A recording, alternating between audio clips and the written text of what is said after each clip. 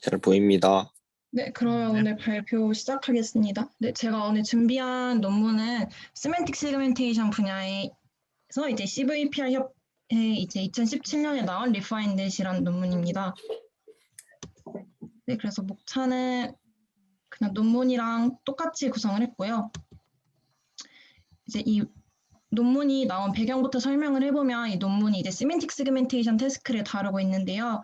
시멘틱 세그멘테이션은 이제 저희가 계속 이쪽 논문을 읽어왔으니까 따로 설명은 하지 않겠지만 이제 이 픽셀별로 클래스를 분류해줘야 되기 때문에 논문에서는 픽셀 레벨, 덴즈 프레딕션 이렇게 해서 픽셀 각각을 예측해야 되는 그런 작업이다라고 설명을 하고 있습니다.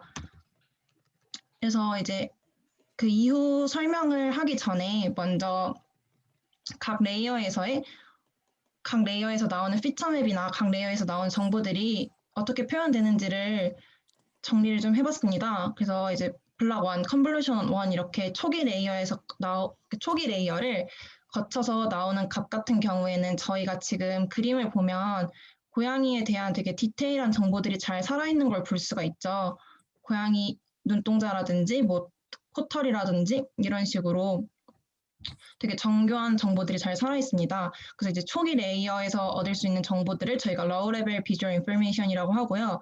이제 이때는 피처맵 사이즈가 크기 때문에 피처맵 사이즈는 곧 이제 해상도로 바라보게 돼요. 그래서 이제 초기 레이어에서는 high resolution 피처맵을 얻을 수 있다고 표현을 하고 있습니다. 그럼 이제 반대로 레이어가 점점 깊어지면 이때는 이제 피처맵 사이즈가 점점 더 작아지게 되겠죠. 그래서 피처맵 사이즈가 점점 더 작아지기 때문에 이때는 해상도가 낮다 해서 low resolution 피처맵이라고 하고요. 이때 얻을 수 있는 정보들은 지금 맨 밑에 있는 블록 5에서의 사진을 보면 알 수 있듯이 이게 고양인지 뭔지 알 수 없을 만큼 되게 뭉텅뭉텅 그런 정보들이 있습니다. 그래서 이때 얻을 수 있는 정보들이 되게 거칠다 해서 논문에서는 계속 퀄스 이미지라고 표현을 하고 있습니다. 네, 그래서 이제 시멘틱 세그멘테이션이 어떻게 이루어졌는지를 좀 보면 이게 2016년도에 나온 걸로 알고 있는데 이제 기억이 안 나네요. 2014년도인가 알렉스 넷이 나온 게 하여튼 그때부터 이제 막 CNN이 급격하게 성장을 하면서 CNN으로 이제 시멘틱 세그멘테이션을 했다고 합니다. 저희가 이제 CNN을 보면은 CNN은 이제 풀링도 하고 스트라이드를 줘서 컨볼루셔널도 하고 하다 보면은 점점 사이즈가 작아지죠. 그래서 이런 식으로 서브샘플링을 진행을 하다 보면 피처맵의 해상도는 감소하지만 이제 그걸 보완해주기 위해서 채널의 수는 점점 증가하게 됩니다. 그럼 이제 그냥 기존 레즈넷 같은 경우에는 맨 처음 들어왔던 인풋 사이즈가 최종적으로는 32분의 1만큼으로 작아지게 되는데요. 이 논문에서는 이걸 보고 피처맵의 사이즈가 32분의 1만큼 줄었다는 건 이제 결국 피처맵의 해상도가 되게 낮아졌다는 얘기고 해상도가 낮아지면 결국 이제 초기 레이어에서 얻을 수 있는 저희 디테일한 정보들 아까 봤던 고양이 수염, 뭐 무늬 같은 파이널 인포메이션이 손실된다고 합니다. 그래서 결국 거친 세그멘테이션 맵만 얻을 수 있게 된다고 합니다. 그러면 이게 문제니까 사람들이 그럼 디컨블루전, 그러니까 업샘플링을 이용해서 저해상도의 피처맵을 복원하자라는 아이디어를 내게 됩니다. 뭐 저희가 아는 플리 컨볼루셔널 네트워크, 유넷, 세그넷 등등이 이제 이런 아이디어를 통해서 나온 모델들인데요. 그래서 지금 왼쪽에 이 사진을 보면 7x7까지 다운샘플링을 했다가 여기서부터 다시 업샘플링을 하는 걸 볼 수가 있죠. 그래서 이제 맨 처음에는 그냥 이렇게 디컨볼루션만 사용을 했더니 지금 오른쪽에 보이는 FCN32 사진과 같이 굉장히 네, 발음을 어떻게 하는지 모르겠네요. 이런 거친 이미지가 나왔다고 합니다. 그럼 지금 이 FCN32 얘를 보면은 이게 뭐 자전거를 타고 있는 사람인지 아니면 그냥 뭐 닭인지 형태를 알아볼 수가 없죠. 그래서 이 사람들이 그러면 좀 더 좋은 정보를 만들기 위해서 다운샘플링 할 때 만들어졌던 피처맵을 스킵 커넥션을 통해서 이어 붙여주자라는 아이디어를 내게 됩니다. 이렇게 한 결과가 지금 여기 보이는 FCN8 이미지인데요. 뭐 32랑 비교했을 때는 더 정교해지긴 했지만 뭐 이 사람의 헬멧이라든가 아니면 이 몸통이랑 팔 사이 공간 등과 같은 정교한 정보들이 시그멘테이션이 잘 안 되는 걸 확인할 수가 있습니다.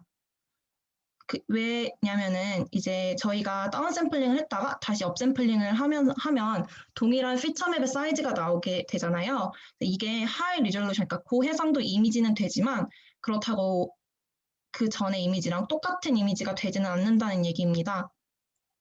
그래서 이 논문에서는 다운 샘플링을 통해서 이미 라우 레벨 피처, 그러니까 정교한 정보들을 잃어버리기 때문에 업 샘플링을 하더라도 사이즈는 똑같지만 완전하게 리커버, 그러니까 복원하기는 힘들다라고 표현을 하고 있습니다. 그래서 이제 아래 사진은 디컨볼루션 사진을 갖고 온 건데요. 이거 발표를 준비하다가 알게 된 건데 디컨볼루션이랑 트랜스 컨볼루션이랑 저는 같은 얘기인 줄 알았는데 서로 다른 얘기라고 하더라고요. 그래서 따로 준비는 안 했지만 관심 있으신 분들은 찾아보면 좋을 것 같습니다.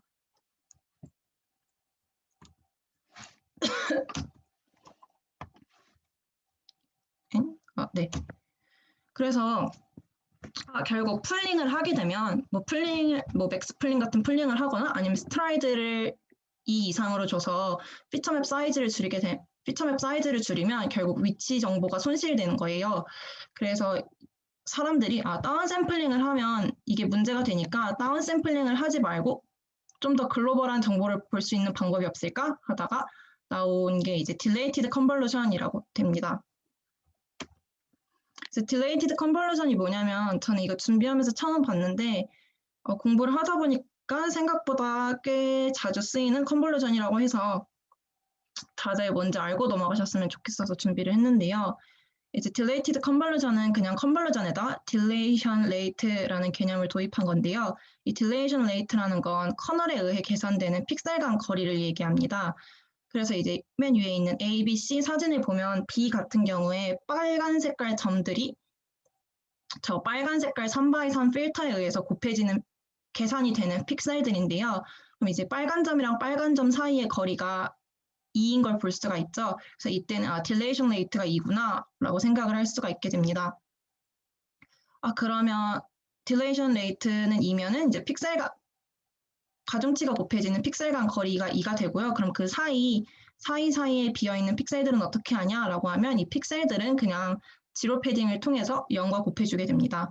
그러면 딜레이티드 컨볼루션을 쓰면 뭐가 좋냐면 똑같은 3x3 커널인데 리셉티브 필드가 달라지게 돼요. 이제 A, B, C를 비교를 해보면 A, B, C 셋 다 커널 맵이 3x3인데 A 같은 경우에는 이제 볼 수 있는 맵 사이즈가 3x3이고 이제 B 같은 경우에는 리셉티브 필드가 7x7, C 같은 경우에는 제가 안 세봐서 잘 정확하게는 모르겠지만 한 15x15 정도가 되게 됩니다. 그래서 이거를 그냥 기본 컨볼루션이랑 비교를 한 건데요.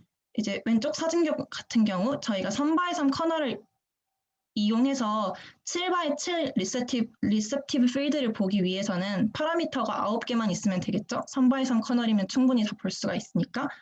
근데 이제 그냥 기본 컨볼루션 같은 경우에는 7x7 필터를 쓰면 파라미터가 49개가 되고요. 저희가 3x3을 3번 쓰면 7x7을 볼 수 있다는 걸 아니까 이렇게 보면 파라미터가 27개가 필요하게 됩니다. 그러면 이걸 반대로 해석하면 파라미터의 개수는 유지하면서 리셉티브 필드를 늘릴 수 있다는 얘기인데요. 이제 오른쪽 사진이랑 비교를 해보면 오른쪽 사진에서는 3x3 필터로는 3x3밖에 보지 못했지만 왼쪽에서는 3x3 필터로 7x7이라는 더 넓은 영역을 볼 수 있게 됩니다. 그럼 이렇게 더 넓은 영역을 보게 되면 장점이 뭐냐면 더 많은 글로벌한 정보를 수용할 수 있고 좀 더 문맥을 훨씬 잘 이해할 수 있게 돼요. 그래서 이제 딜레이티드 컨볼루션을 이용해서 해상도 손실, 그러니까 사이즈를 줄이지 않고 해상도 손실 없이 리셉티브 필드를 확장하는 것이 가능해졌습니다. 그럼 이게 또 마냥 좋은 게 아니니까 릴레이티드 워크에 써있겠죠? 그래서 뭐가 문제냐라고 보면 딜레이티드 컨볼루션에는 중간 레이어에서 나오는 이 사진들을 다 저장이라고 해야 되나요? 다 기억을 캐시라고 하는지 잘 모르겠는데 다 메모리에 저장을 해야 된다고 합니다. 그러다 보니까 연산이 엄청 비싸고 그러다서 이제 GPU도 빨리 닳는다 해서 논문에서는 computationally expensive to train and quickly reach memory limits even on modern GPU라고 표현을 하고 있습니다. 그래서 저희 같이 뭐 콜앱 돌리는 소상공인들은 이런 걸 학습을 할 수가 없는 거겠죠. 그래서 이 리파인넷을 만든 사람들이 어떤 생각을 하게 됐냐면 이전 릴레이티드 워크의 문제점이 일단 첫 번째는 그냥 기본 레스넷 같은 경우에는 업샘플링을 하더라도 다운샘플링 자체가 정보를 손실한다는 문제점이 있었고 딜레이티드 컨버전 같은 경우에는 정보 손실이 덜하긴 하지만 메모리가 너무 커서 감당이 불가하다는 문제점이 있었습니다. 그래서 이제 리파인넷을 쓴 사람들이 리파인 블럭이라는 새로운 어떤 메커니즘, 네트워크 등을 사용해서 다양한 해상도의 피처를 합쳐서 효율적으로 하이 리졸루션의 이미지를 만들자 라는 아이디어에서 리파인넷을 만들게 됩니다. 네, 좀 서론이 길었는데 여기까지가 이제 이 논문이 나오게 된 배경이나 릴레이티드 워크에 대한 설명이었고요. 이제 여기서부터는 모델에 대한 설명인데요.